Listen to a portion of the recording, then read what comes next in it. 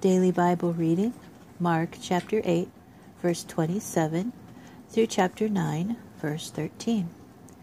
Yeshua and his Talmidim went on to the towns of Caesarea Philippi.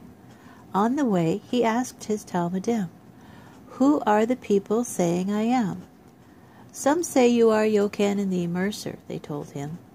"Others say Eliyahu, and still others, one of the prophets." "But you," he asked, "who do you say I am?" Kepha answered, "You are the Mashiach." Then Yeshua warned them not to tell anyone about him. He began teaching them that the Son of Man had to endure much suffering and be rejected by the elders, the head Kohanim, and the Torah teachers, and that he had to be put to death, but that after 3 days he had to rise again. He spoke very plainly about it.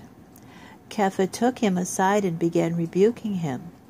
But, turning around and looking at his Talmidim, he rebuked Kepha. "Get behind me, Satan," he said, "for your thinking is from a human perspective, not from God's perspective."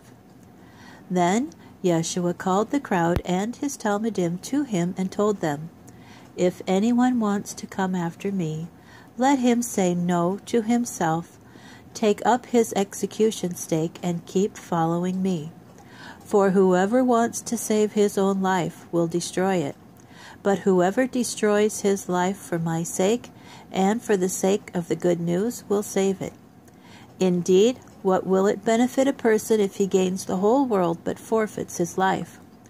What could a person give in exchange for his life? For if someone is ashamed of me and of what I say in this adulterous and sinful generation, the Son of Man also will be ashamed of him when he comes in his Father's glory with the holy angels.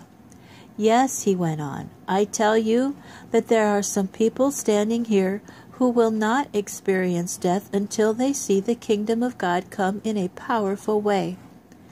6 days later, Yeshua took Kepha, Yaakov, and Yochanan and led them up a high mountain privately.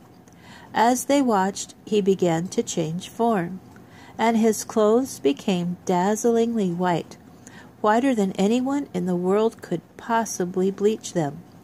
Then they saw Eliyahu and Moshe speaking with Yeshua. Kepha said to Yeshua, "It's good that we're here, Rabbi. Let's put up 3 shelters, one for you, one for Moshe, and one for Eliyahu." He didn't know what to say. They were so frightened. Then a cloud enveloped them, and a voice came out of the cloud. "This is my Son whom I love. Listen to him." Suddenly, when they looked around, they no longer saw anyone with them except Yeshua. As they came down the mountain, he warned them not to tell anyone what they had seen until after the Son of Man had risen from the dead.